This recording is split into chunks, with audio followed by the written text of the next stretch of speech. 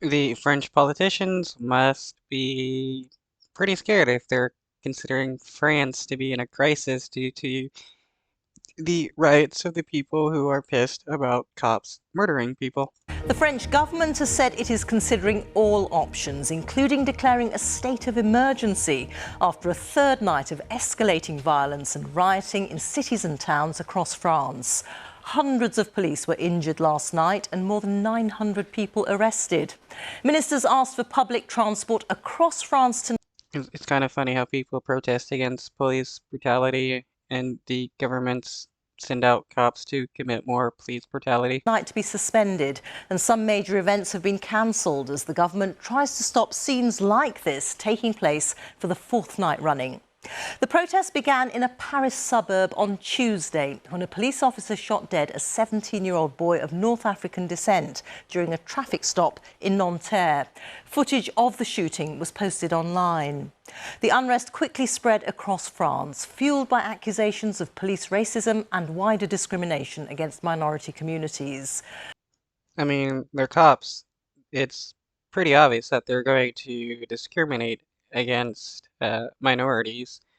Did not know from the previous videos, as they never said, that he was a minority, but it's honestly not shocking. Around 45,000 police officers have now been deployed on the streets. From Paris, here's our Europe editor, Katya Adler. Paris, supposed to be the city of love, is exploding again into hateful confrontation.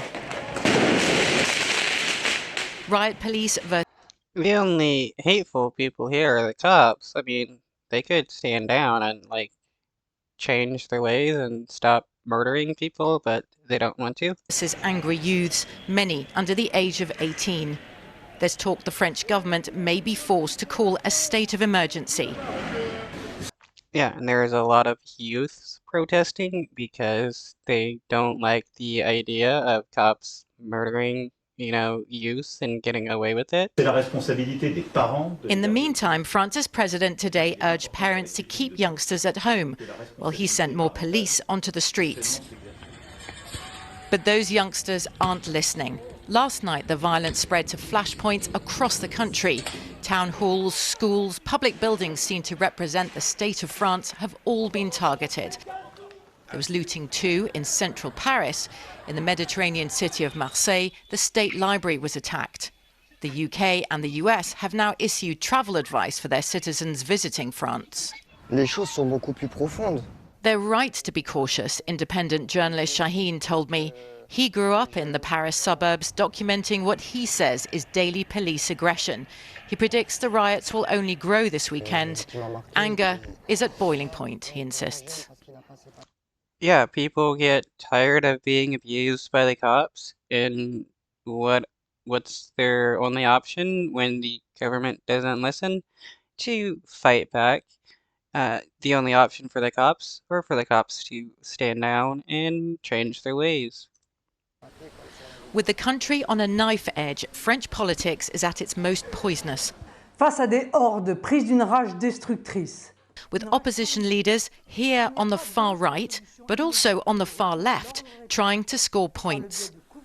But in the suburb where Nahel, the 17-year-old French boy of Algerian-Moroccan descent, was shot this week by a French policeman, we found people sympathetic with the rioters. No one listens to people like us, like them otherwise. I'm against violence, but these youngsters want their voices heard. As dusk approaches, the feeling in this neighbourhood is getting increasingly tense. We were threatened just now on the streets, and we tried to get into this company that was targeted by rioters last night, and they begged us to go outside the gates. They said they don't want to attract any more trouble with our presence. And as the streets of Paris continue to burn, it's also the reputation of France's President Emmanuel Macron that's being scorched, both here at home and abroad. Earlier today, because of the violence, President Macron was forced to leave a summit of EU leaders discussing Europe's huge emergency, Russia's invasion of Ukraine. And France's ability to safely host international events like next year's Summer Olympics is being questioned. This Olympic swimming complex was targeted by rioters last night. Even the United Nations had a go today, calling on France to address what it called deep racism and discrimination in the security forces. There are 45,000 of those security forces being deployed across France tonight. The fear here is that the violence will only escalate, especially because tomorrow there's going to be the funeral held for that 17-year-old boy who was killed earlier this week by policemen here in his suburb of Nanterre, which tonight really is extremely tense. We've been told here by people, there have been messages in social media asking people to come from the suburbs and gather in the capital, Paris, tomorrow.